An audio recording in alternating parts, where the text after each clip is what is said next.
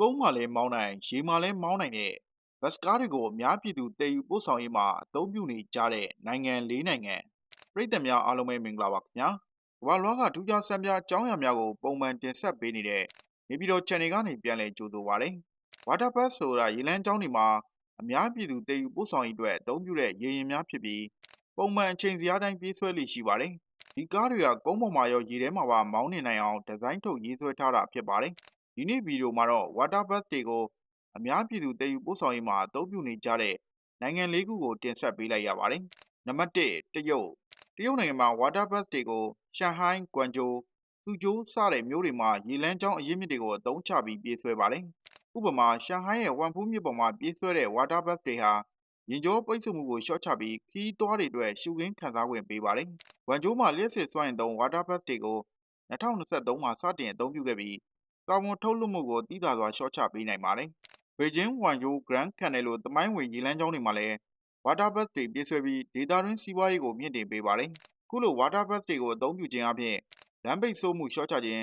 ၊ဝပတ်ဝန်းကျင်ထိန်းသိမ်းခြင်းခရီးသွားလုပ်ငန်းမြင့်တင်ခြင်းစတဲ့အကျိုးကျေးဇူးတွေကိုရရှိစေနိုင်ပါတယ်နံပါတ်2နယ်သာလန်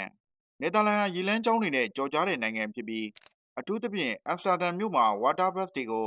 canal bus သို့မဟုတ် water taxi အဖြစ်အသုံးပြုပါတယ်ဒီရေယာဉ်တွေဟာမြို့ထဲကတူးမြောင်းတွေမှာပြေးဆွဲပြီးဒေသခံတွေနဲ့ခရီးသွားတွေအတွက်အဆင်ပြေတဲ့တည်ယူပို့ဆောင်ရေးရွေးချယ်စရာတစ်ခုဖြစ်ပါတယ်ရော်ဒါဒန်နဲ့ဟိတ်မြို့တွေမှာလည်း water bus စနစ်တွေရှိပြီးမြို့တွင်းနဲ့စင်ကြေပုံးဒေသတွေကိုချိတ်ဆက်ပေးပါတယ်ဥပမာရော်တာဒန်မှာပြေးဆွဲနေတဲ့ Rotterdam water bus ဟာမြို့ပြင်ကစိတ်ကမ်းဒေသတွေကိုဆက်သွယ်ပေးတဲ့အဓိကတည်ယူပို့ဆောင်ရေးတစ်ခုဖြစ်ပါတယ်ဒီ water bus တွေကယာဉ်ကြောပိတ်ဆို့မှုသက်သာစေခြင်းမြို့ရဲ့သမိုင်းဝင်တူးမြောင်းတွေကိုအသုံးချခြင်းခရီးသွားဆွဲဆောင်မှုဖြစ်စေခြင်းစတဲ့အကျိုးကျေးဇူးတွေနဲ့နိုင်ငံခြားဝင်ငွေတွေကိုလည်းရရှိစေပါတယ်နံပါတ်3ဘယ်လ်ဂျီယံမှာ water bus တွေကိုအထူးသဖြင့်အန်ဝတ်မြို့မှာရှက်မြစ်ပေါ်မှာပြေးဆွဲပါတယ်အန်ဝတ် water bus ဟာမြို့လယ်နဲ့စိတ်ကမ်းဒေသတွေကိုချိတ်ဆက်ပေးပြီးဒေသခံတွေအတွက်လမ်းပေါ်ယာဉ်ကြောပိတ်ဆို့မှုကိုရှောင်ရှားနိုင်တဲ့ရွေးချယ်စရာတစ်ခုဖြစ်ပါတယ်ဒါ့အပြင်ခရီးသွားတွေအတွက်မြစ်တစ်လျှောက်ရှုခင်းကြည့်ရှုရင်သွားလာနိုင်တဲ့အခွင့်အရေးလည်းဖြစ်ပါတယ်ရူဖ်မြို့မှာလည်းတူးမြောင်းတွေပေါ်မှာ water bus စနစ်တွေစတင်အသုံးပြုလာပါတယ်နံပါတ်4ဩစတြေးလျမှာ water bus တွေကိုဗီယက်နမ်မြို့မှာ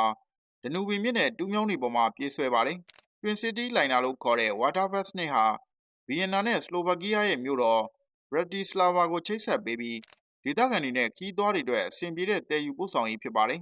ဗီယက်နမ်မြို့တွင်းမှာလည်းဒနူဘီကန်နယ်ပေါ်မှာပြေးဆွဲတဲ့ water bus တွေကမြို့ရဲ့အဓိကနေရာတွေကိုဆက်သွယ်ပေးပါတယ်အဆုံးထိကြည့်ပေးခဲ့ကြလို့အားလုံးကိုကျေးဇူးတင်ပါတယ်